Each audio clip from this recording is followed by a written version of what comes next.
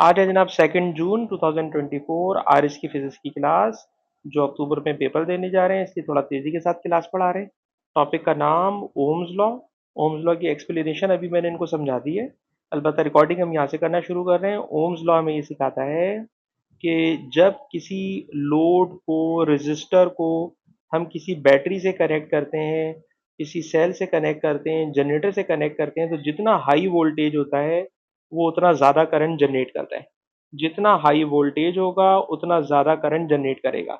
इसको और आसान अल्फाज में समझ लो कि वोल्टेज पुश करता है इलेक्ट्रॉन को, और जब इलेक्ट्रॉन भागने लगते हैं तो इलेक्ट्रॉन का flow, it is called current.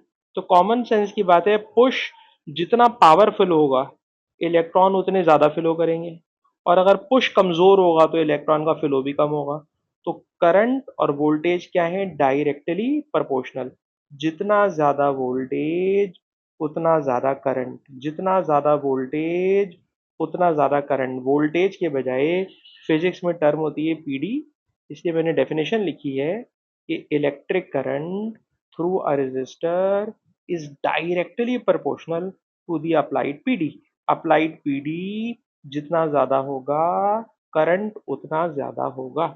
उसके बाद इस इक्वेशन में हम लोग आर लगा देते हैं। आर क्या चीज है? ये चीज तो समझ में आ गई, वोल्टेज करंट डायरेक्टली प्रोपोर्शनल है। आर एक नया लफ्ज है। नया लफ्ज तो है पर पूरे चैप्टर में आर ही आर पढ़ेंगे आप लोग।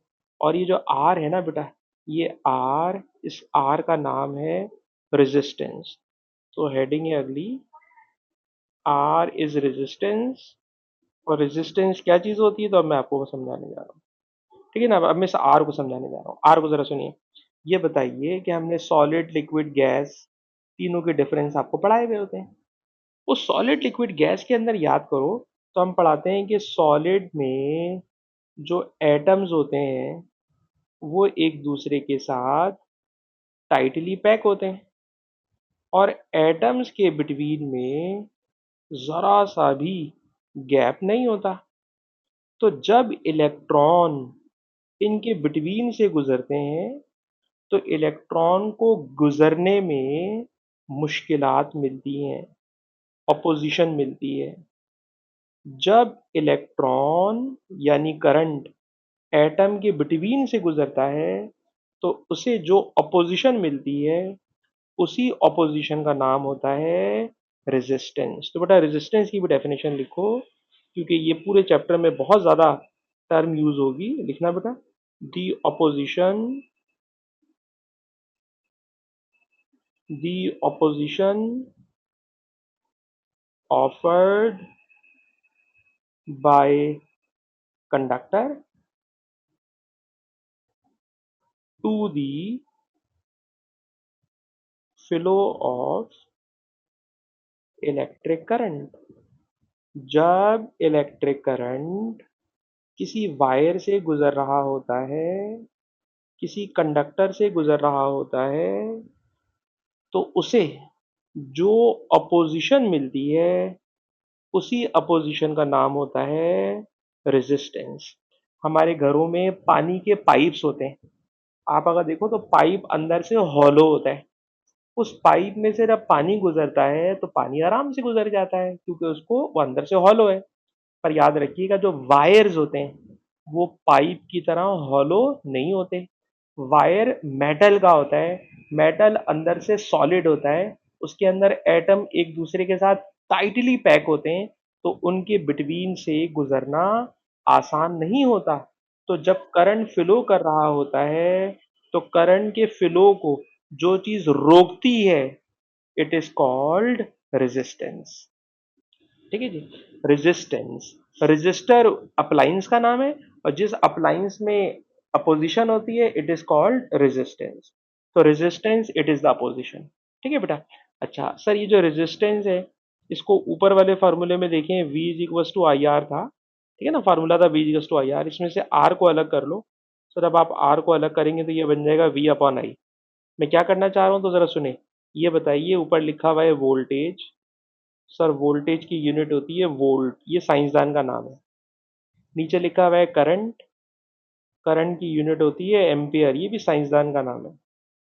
तो जनाब रेजिस्टेंस की यूनिट को भी एक साइंसदान के नाम पे रख दिया, और साइंसदान का नाम था ओम।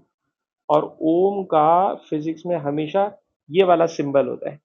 तो ओम्स लॉ में हमने पढ़ी रेजिस्टेंस, और आपको याद कराना चाह रहे हैं कि रेजिस्टेंस की यूनिट होती है ओम्स।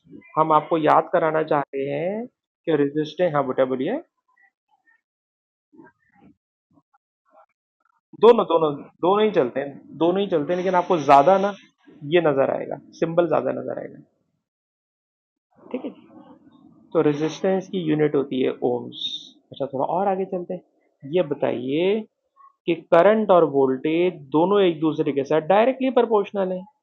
अगर दो क्वांटिटीज डायरेक्टली प्रोपोर्शनल हो तो उनका जो ग्राफ होता है, सर वो ग्राफ हमेशा स्ट्रेट लाइन होता है और ओरिजिन में से पास करता है।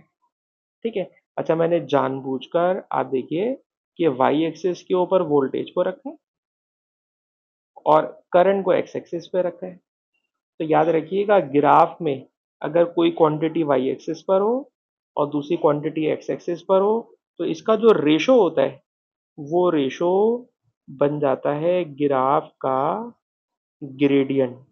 तो ये वाली बात भी मैं आरिश के दिमाग में बिठाना चाहता हूँ कि करंट और वोल्टेज का ग्राफ स्ट्रेट लाइन, और इस स्ट्रेट लाइन वाले ग्राफ का अगर आप ग्रेडियंट निकालोगे तो वो आपको बता देगा रेजिस्टेंस। ठीक है।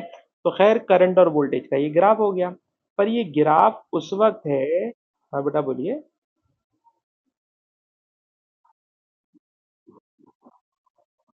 हाँ, डिफरेंस हो जाता है, हो जाता है।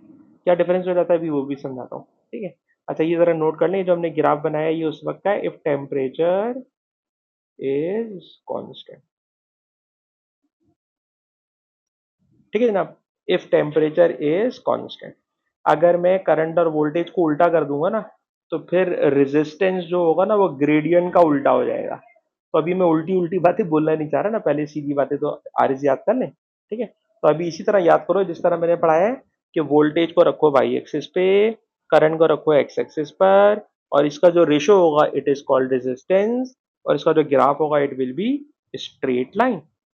लेकिन जनाब याद रखिएगा कि फिजिक्स में जितने भी इलेक्ट्रिकल अप्लायंसेस होते हैं या जितने भी रेजिस्टर्स होते हैं, उन रेजिस्टर्स का ये सिंबल होता है, ये जो मैंने बनाया है, it is a symbol of resistor. और इस रेजिस्टर की हमने एज्यूम की है कि टेम्परेचर कांस्टेंट है। टेम्परेचर कांस्टेंट है तो रेजिस्टेंस भी कांस्टेंट है। लेकिन अगर मैं आपसे कहूं कि मेरे पास एक लैंप है, और लैंप, आजकल जो हम लैंप यूज कर रहे हैं वो लैंप गर्म नहीं होते इतने ज्यादा। हमारे जमाने में, पुराने वक्तों में जो लैंप होते थे ना भाई, वो लैंप बहुत गर्म हो जाता था। और जब लैंप बहुत गर्म हो जाता था तो ऐसे लैंप को हम लोग फिजिक्स में कहते हैं फिलामेंट लैंप। ये फिलामेंट लैंप का सिंबल है जो मैंने बनाया है। और कहना ये चाह रहा हूं कि ये फिलामेंट लैंप गर्म हो जाता है। और जब ये फिलामेंट लैंप गर्म हो जाता है तो गर्म होने का मतलब इस फिलामेंट लैंप का टेम्परेचर बढ़ जाता है। और अभी मैंने आपको बताया ऊपर कि टेम्परेचर कांस्टेंट होगा तो ग्राफ स्ट्रेट लाइन बनेगा। टेम्परेचर कांस्टेंट होगा तो उस इलेक्ट्रिकल अप्लायंस की रेजिस्टेंस कांस्टेंट रहेगी। लेकिन जरा गौर करना, फिलामेंट लैंप गर्म हो गया। आपको पता है जब लैंप गर्म हो जाता है या कोई भी चीज गर्म हो जाती है, तो गर्म होने से जरा बेटा एक मिनट रुकिएगा, ये मैंने अलार्म लगाया था किसी वजह से, एक मिनट रुकिए। गर्म होने से काइनेटिक थ्योरी कहती है कि एटम्स की वाइब्रेशन इंक्रीज हो जाती है। नीचे जाके ना मोटर बंद कर दो बेटा। अच्छा बेटा, एटम्स की वाइब्रेशन इंक्रीज हो जाती है। बेटा जब एटम्स की वाइब्रेशन इंक्रीज हो जाती है तो आरिस ये बताओ, अगर एटम्स रुके हुए हों या स्लो वाइब्रेशन कर रहे हो तो उनके दरमियान से करंट का गुजरना, इलेक्ट्रॉन का गुजरना। और अगर एटम्स की वाइब्रेशन तेज हो जाए तो अब इनके दरमियान से गुजरना, बताइए अब गुजरना आसान हो जाएगा या मुश्किल हो जाएगा? टेम्परेचर ज्यादा हो गया है और एटम्स की वाइब्रेशन बढ़ गई है। वाइब्रेशन बढ़ जाएगी तो बताओ गुजरना आसान हो जाएगा मुश्किल हो जाएगा? आसान, बिल्कुल गलत आपने बताया जनाब, गुजरना मुश्किल हो जाता है। रेजिस्टेंस बढ़ जाती है। जितनी ज्यादा वाइब्रेशन होगी उतनी ज्यादा रेजिस्टेंस हो जाएगी। मैं आपको एग्जांपल दे देता हूँ, फिर उस एग्जांपल से मुझे आप आंसर कीजिएगा। आरिस ये बताइए, कभी आप अपनी अम्मी के साथ मार्केट गए? मार्केट जाते हैं? ठीक है ना। अब आप किसी ऐसी मार्केट में चले गए, फॉर एग्जाम्पल आप कराची में आए हुए और कुछ छोटी सी मार्केट है, तो उसमें छोटी छोटी गलियां हैं। छोटी छोटी गलियां, तो उसमें बहुत सारे लोग हैं, ईद की आप शॉपिंग कर रहे हैं। अब उन लोगों के बिटवीन में से आपको गुजर के जाना हो रहा है। तो सब लोग आहिस्ता आहिस्ता चल रहे हैं, आप आहिस्ता आहिस्ता चलते हुए लोगों के बीच में से एक जगह से दूसरी जगह जा रहे हैं। It's okay. लेकिन खुदा ना खास्ता वहां पर कोई ऐसा मसला हो जाए कि लोग उल्टा सीधा भागना शुरू कर दें, खुदा ना खास्ता किसी जगह आग लग गई या खुदा ना खास्ता कोई ऐसी उल्टी सीधी चीज हो गई कि लोगों ने उल्टा सीधा भागना शुरू कर दिया। जब उल्टा सीधा भागेंगे तो आप आरिस खुद बताओ कि पहले लोग आराम आराम से घूम रहे थे, उनके दरमियान से गुजरना आसान था। अब अगर कोई पैनिक हो गई तो लोग उल्टा सीधा भागेंगे, जब उल्टा सीधा भागेंगे तो उनके दरमियान से गुजरना आसान हो जाएगा मुश्किल हो जाएगा? जल्दी बता। मुश्किल हो जाएगा। यही बात यहाँ पर होती है। जब टेम्परेचर कम होता है तो एटम आहिस्ता आहिस्ता वाइब्रेशन कर रहे होते हैं, इलेक्ट्रॉन इनके दरमियान में से चुपके से गुजर जाता है। सॉरी, इलेक्ट्रॉन उनके दरमियान से चुपके से गुजर जाता है।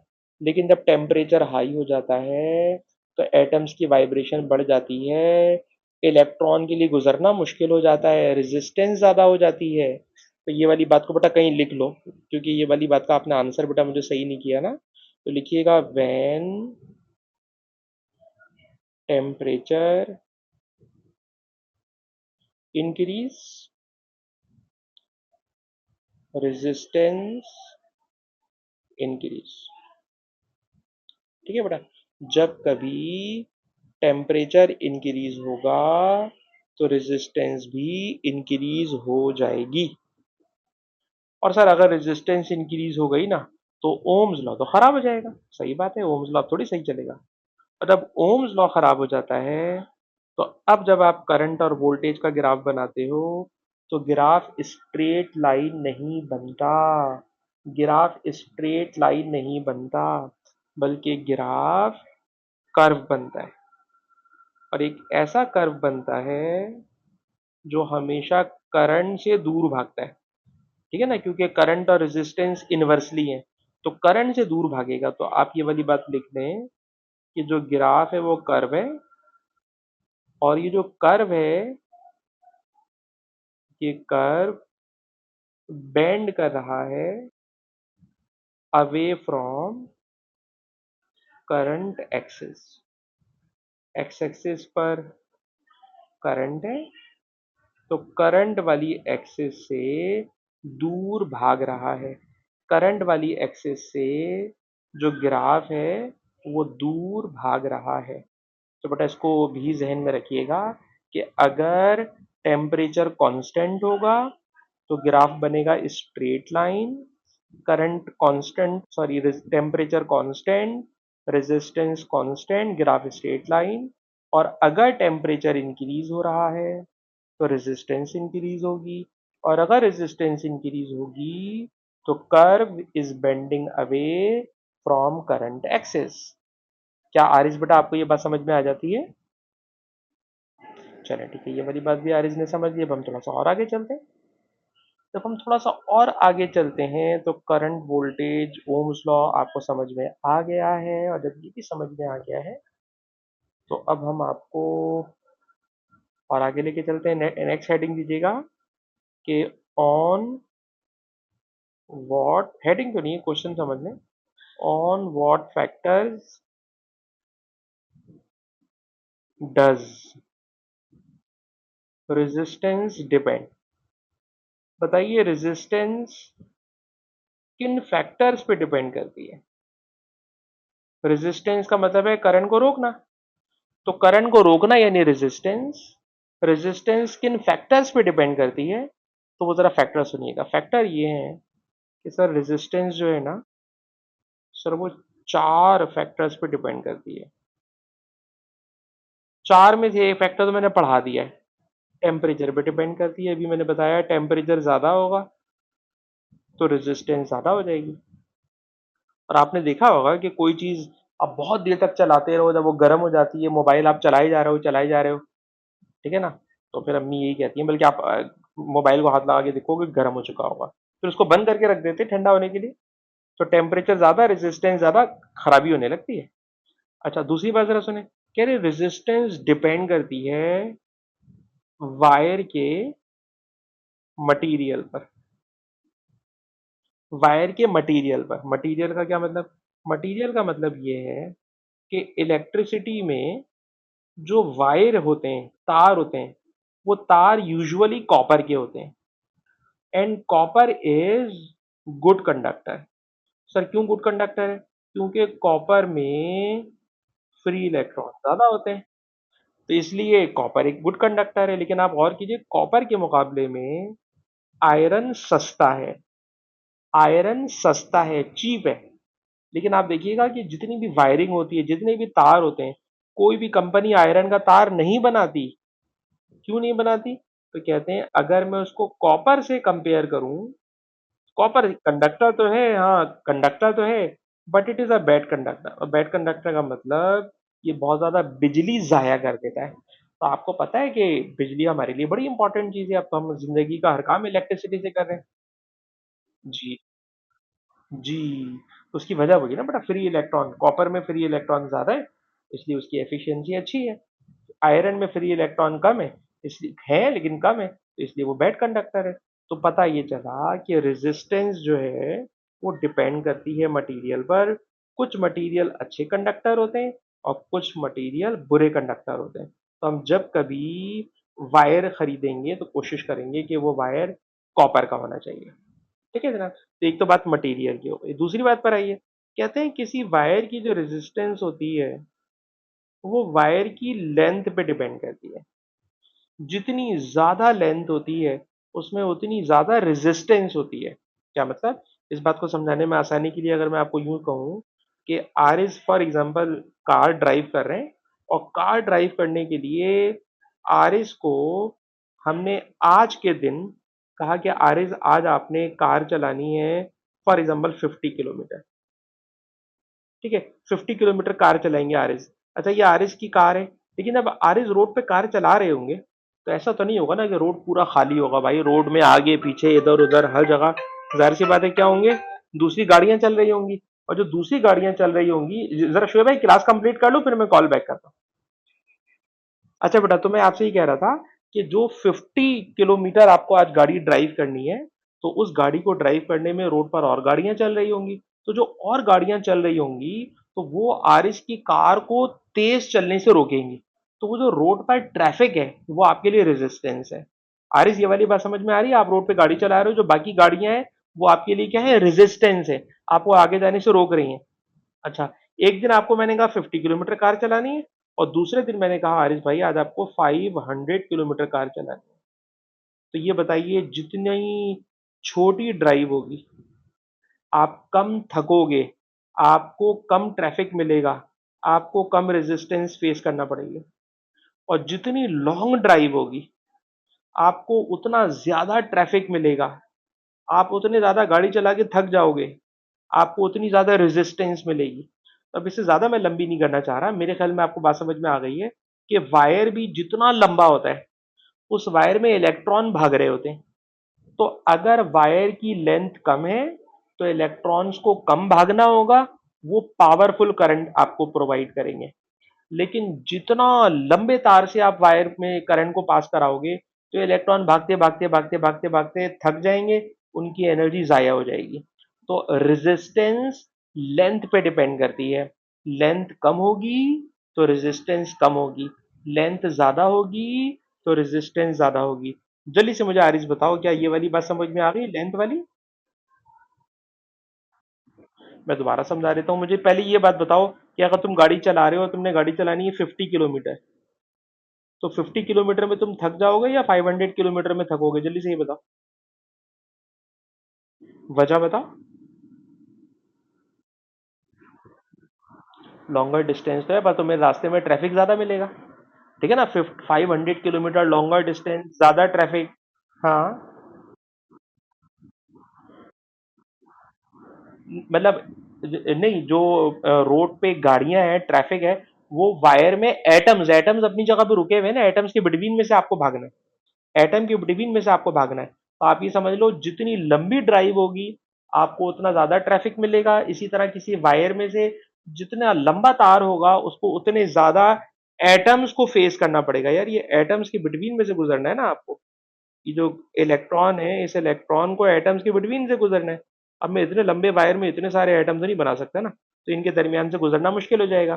तो पता ये चला कि जितनी लंबा तार होता है उतनी ज्यादा रेजिस्टेंस ऑफर करता है, जितना छोटा, जितनी कम लेंथ का वायर होता है उतनी कम रेजिस्टेंस ऑफर करता है। यानी रेजिस्टेंस लेंथ के साथ डायरेक्टली प्रोपोर्शनल है। रेजिस्टेंस लेंथ के साथ डायरेक्टली प्रोपोर्शनल है। आरिस, ये बात समझ में आ गई आपको? अच्छा जी, अब दूसरी बात पर आ जाइए। आखिरी बात, कहते हैं रेजिस्टेंस डिपेंड करती है वायर की थिकनेस पर। थिकनेस का क्या मतलब है? तो थिकनेस के लिए भी अगर मैं आपको चले यूं समझा दूं तो मेरे ख्याल में जो एक एग्जांपल ऊपर वाली दे रहा हूँ उसी एग्जांपल में मैं रुका हुआ हूँ। फॉर एग्जांपल ये रोड है और एक ये वाला रोड है। दोनों रोड्स की मैं लेंथ बराबर रख रहा हूँ। ठीक है ना, मैंने लेंथ बराबर रखी है। फॉर एग्जांपल ये भी 200 किलोमीटर है और फॉर एग्जांपल ये भी 200 किलोमीटर है। अब आरिज ने एक ऐसे रोड पे गाड़ी चलानी है जो रोड बहुत नैरो है।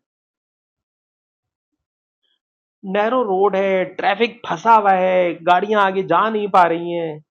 और फिर नेक्स्ट डे मैंने आरिज को एक ऐसा रोड दे दिया जो है 200 किलोमीटर, पर इतना वाइड रोड है कि भाई आरिज भाई को जब गाड़ी चलानी होगी ना कहीं से गाड़ी निकाल के आरिज जहां जाना चाह रहे होंगे पहुंच जाएंगे।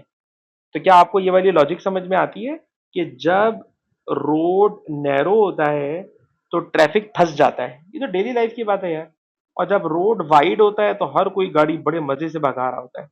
बिल्कुल इसी तरह अगर कोई वायर थिन वायर है, तो जब थिन वायर होगा ना तो उसमें से करंट गुजरने में मुश्किल हो जाएगी, यानी रेजिस्टेंस हाई हो जाएगी। और अगर कोई थिक वायर है, मोटा तार है, तो करंट आराम से गुजरेगा क्योंकि वहां पे रेजिस्टेंस कम होगी। तो जब थिन वायर होता है तो रेजिस्टेंस हाई होती है, जब थिक वायर होता है तो रेजिस्टेंस लो होती है। बिल्कुल इसी तरह हम अपने घरों में भी जितने भी इलेक्ट्रिकल अप्लायंस लगाते हैं, तो फॉर एग्जांपल आपको एक लैंप जलाना है, तो लैंप में हम लोग थिन वायर लगा लेते हैं क्योंकि थिन वायर सस्ता होता है। तो बंदे की कोशिश होती है सस्ता वायर लगाओ और ठीक है काम चलाओ। तो लैंप में चलाने के लिए, फैन चलाने के लिए हम थिन वायर से काम चला लेते हैं। लेकिन अगर मुझे मोटर चलानी है, अगर मुझे एसी चलाना है, अगर मुझे कोई ऐसी चीज चलानी है जो ज्यादा करंट कंज्यूम करती हो, तो अगर मैंने उसमें थिन वायर लगा दिया तो उसमें से करंट पास कर ही नहीं पाएगा, वो लोड उठा ही नहीं पाएगा और वो तार जल जाएगा, वो तार मेल्ट हो जाएगा, वो तार गर्म हो जाएगा। तो एसी चलाने के लिए, मोटर चलाने के लिए बहुत मोटे तार लगे हुए होते हैं ताकि करंट आराम से गुजर जाए। लेकिन लैंप चलाने के लिए, फैन चलाने के लिए कम करंट चाहिए होता है, इसलिए थिन वायर से भी काम चला लेते हैं। अब आरिस मुझे बताएं कि आरिस ने अपने घर में इस वाली बात को नोट किया है कि कुछ चीजों में बहुत मोटे तार लगे हुए होते हैं। माइक्रोवेव ओवन में भी देखोगे बहुत मोटा तार लगा हुआ होगा। ठीक है, और बाकी चीजों में बिल्कुल पतले पतले तार लगे हुए होते हैं।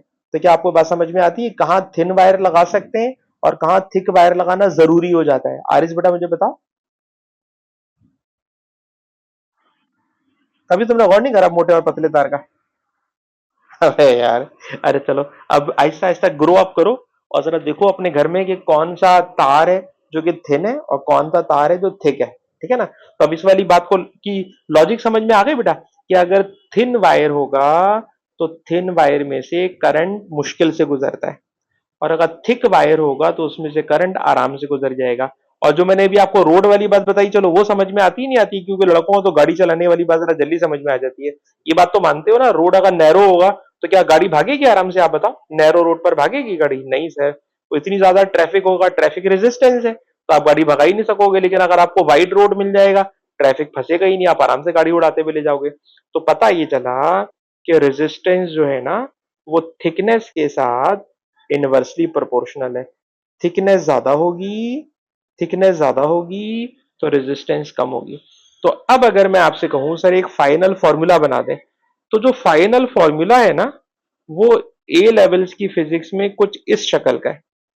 पर मैंने आपके आईजीसीएसई की बुक में देखा है कि कभी भी वो इसे यूज नहीं करा था, इसको मैंने इरेज ही मार दिया डायरेक्ट। और आपसे बोलूंगा आप डायरेक्ट सिर्फ ये फार्मूला लिख लो, R is equal to L upon A. L का मतलब लेंथ है, एल का मतलब लेंथ है, और ए का मतलब एरिया है। ठीक है ना?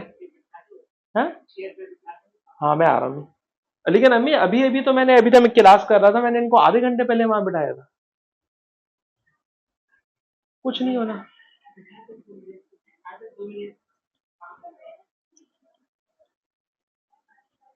अच्छा बेटा, जो रेजिस्टेंस है वो लेंथ के साथ डायरेक्टली प्रोपोर्शनल है, और जो रेजिस्टेंस है वो एरिया के साथ इनवर्सली प्रोपोर्शनल है। ठीक है, जल्दी से बेटा ये वाला फॉर्मूला कॉपी कर लो। ठीक है बेटा, ये वाला फॉर्मूला जल्दी से कॉपी कर लो। ठीक है। अच्छा, एक और बात नोट कर लो, और वो बात ये वाली है कि जो एरिया होता है ना, एरिया, और एरिया को अगर मैं यूं बना दूं कि वायर की जो शेप होती है ना बेटा, ज्योमेट्रिकल शेप, वो सिलेंड्रिकल शेप होती है। और अगर सिलेंड्रिकल शेप हो तो ये जो सर्कल है ना बेटा, सर्कल, इस सर्कल का एरिया मैथ वाले पढ़ाते हैं पाई आर स्क्वायर होता है। और अगर आर फॉर रेडियस और डायमीटर दिया हुआ तो पाई डी स्क्वायर अपॉन 4 होता है। सर्कल का एरिया पाई आर स्क्वायर होता है, या सर्कल का area pi D square upon 4 होता है। लेकिन मैंने आपके आईजीसी, हाँ बोले बोले बोले।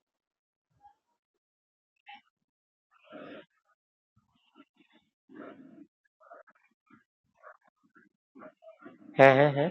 अच्छा चलो, अभी जो गलत पढ़ा है मैं अभी इसका रुक जाओ, मैं इसकी करेक्शन करता हूँ। मैं उसकी करेक्शन करता हूँ, अलबत्ता अभी जो मैं क्लास की ना रिकॉर्डिंग बंद करना चाह रहा हूँ, 2 मिनट रुको। एक बात तो जरा ये वाली बात हो गई कि रेजिस्टेंस लेंथ के साथ डायरेक्टली है, एरिया के साथ इनवर्सली है। लेकिन मैंने आपके आईजीसीएसई में देखा है कि वो इतना मुश्किल करके नहीं देता, वो इस शक्ल में देता है, बस डायमीटर के साथ यूं। तो आप अभी इस वाले फार्मूले से काम चला लो, और जो बात आप कह रहे हो ना, मैं उस बात को भी अभी एक्सप्लेन कर रहा हूं। पहले भी इस वाली चीज से नोट कर लो कि रेजिस्टेंस लेंथ के साथ डायरेक्टली है, और एरिया के साथ या डायमीटर स्क्वायर के साथ इनवर्सली है। ठीक। अच्छा, मैं इस रिकॉर्डिंग को यहां पे कर रहा हूं बंद।